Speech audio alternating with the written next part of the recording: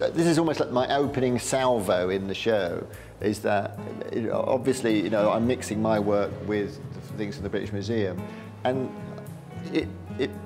it amused me there might be some confusion, I suppose. And so, because I'd come across this helmet, which to me, when I first encountered it downstairs in the storeroom, I could hardly believe it was real, because it looks like something from a kind of local production of the Ring Cycle, And everybody that sees it can hardly believe, because it looks like it's been made out of, an old sheepskin coat and some chocolate wrappers. But in fact, it's gold and deer skin, silver, and it's a real sacred object, from a serious culture of the past. And yet to us, it looks quite amusing and joke, a bit camp.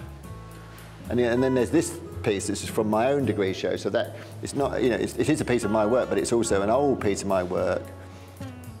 So there's almost like the archaeology of my own career, and it's been sitting in my back garden for 20 years, so that it's got a little bit old looking, and it looks, superficially old. And then there's a real crash helmet, which I wore on my pilgrimage.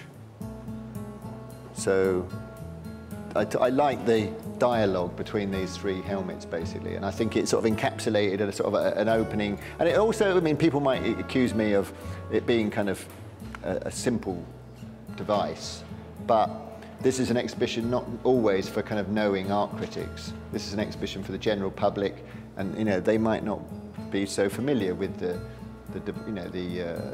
ways of the art world. In a way, I want to say, we're just another tribe. People who make this stuff, we're just like these guys. We just live in little villages, and we make artifacts for our own culture.